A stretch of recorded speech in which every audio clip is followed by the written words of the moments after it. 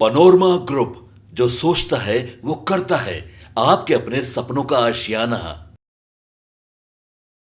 2 अक्टूबर का दिन और 2 अक्टूबर के दिन वेटनरी ग्राउंड में प्रशांत किशोर का एक बड़े मंच बना करके और बड़ी भारी संख्या में लोगों को जुटा करके अपनी पार्टी की घोषणा किया गया। लेकिन इस घोषणा के साथ साथ अति उत्साह में प्रशांत किशोर ने कुछ ऐसी बातें भी कर दी जिसको लेकर के 2 अक्टूबर का दिन चुनना उनके लिए घातक साबित हो गया। आपको बता दें कि प्रशांत किशोर ने जिस तरह की बातें कही है और प्रशांत किशोर जिस तरह से 2015 में जब शासन में आई थी महागठबंधन तब उनके साथ थे। प्रशांत किशोर तब भी साथ से जब शराबबंदी का मुहिम चलाया गया था और शराबबंदी पूर्णतः बंद कर दी गई, शराबबंदी को लागू किया गया था। उसके बाद प्रशांत किशोर का ऐसा बयान जिसने उनको कहीं का नहीं छोड़ा है और प्रशांत किशोर बुरी तरह से फंस गए हैं। प्रशांत किशोर के बयान पर प्रतिक्रिया आनी शुरू हो गई है। सबसे पहली प्रतिक्रिया हम आपको बताते हैं माधव आनंद का। माधव आनंद उपेंद्र कुशवाहा की पार्टी के सबसे वरिष्ठ और मजबूत साथी हैं, राष्ट्रीय प्रधान महासचिव हैं और वो अपनी बातों को बड़ा ही बारीकी से रखते हैं, बिहार की राजनीति पर बहुत बारीक नज़र रखते हैं। सुनिए उन्होंने प्रशांत किशोर के इस बयान पर और 2 अक्टूबर के दिन कहे गए उनके शब्दों को किस तरह से कहा है और उस पर किस तरह का आपत्ति दर्ज किया है। बिहार में आदरणीय नीतीश कुमार जी ने जब शराबबंदी की थी तो उस समय तमाम पॉलिटिकल पार्टियों की सहमति से शराबबंदी हुई थी और शराबबंदी के बहुत सारे फायदे भी देखने को मिले हैं।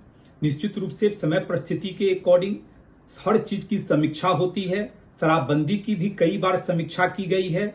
जहां तक प्रशांत किशोर की बात है, प्रशांत किशोर जी अभी राजनीति में जो है नए आए हैं, उनको बहुत कुछ सीखने की जरूरत है। शिक्षा को शराबबंदी से जोड़ना मुझे लगता है यह कतई उचित नहीं है। शिक्षा व्यवस्था पे बिहार में आदरणीय नीतीश कुमार जी के नेतृत्व में कितना काम हुआ है और भी आगे काम होगा यह बिहार वासियों को पता है। इसलिए प्रशांत किशोर जी शिक्षा को अगर शराब से जोड़ रहे हैं तो यह बिहार के लिए और उनके लिए दुर्भाग्य की बात है। आपने माधव आनंद की बात सुन ली। अब हम आपको सुनाते हैं कि जनता दल यूनाइटेड जो अब तक चुपचाप था, प्रशांत किशोर पर किसी तरह की कोई टिप्पणी नहीं कर रहा था, उसने भी अब प्रशांत किशोर के इस बयान और शराबबंदी को लेकर के जो वो कहे हैं उसको लेकर के नीरज कुमार ने क्या कुछ कहा है। और नीरज कुमार की शैली आप अच्छी तरह से जानते हैं। सुनिए किस भाषा में किस तरह से प्रशांत किशोर को नीरज कुमार ने घेरा।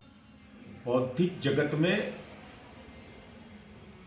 माननीय प्रशांत जी, आपने तो राष्ट्रपिता का अपमान कर दिया। ये कैसा दौर है कि पूरे देश के अंदर में 2 अक्टूबर को शराब की दुकानें, जहां शराबबंदी नहीं प्रभावी है वहां भी बंद रहता है। और उस दिन आपने शराबबंदी खत्म किए जाने की बात कह करके राष्ट्रपिता महात्मा गांधी का अपमान किया है। पूरा देश और दुनिया आपके इस मंतव्य से बौद्धिक रूप से शर्मसार हुआ है और आपको राष्ट्रपिता के चरणों में जाकर के माफी मांगनी चाहिए कि आपके द्वारा दिए गए मंतव्य के खिलाफ मेरा राजनीतिक आचरण है।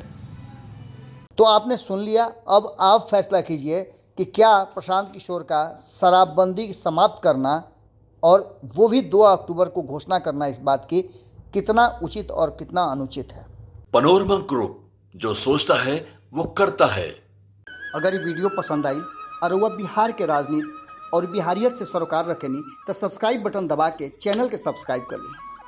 ओजे एगो घंटी बा, ओकरा बटन दबा देला से कुल सटीक और मारक खबर रुआ मुफ्त में मिल जाई।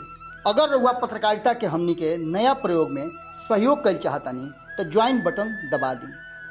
पेटीएम नंबर नोट कर ली 9386816700। धन्यवाद।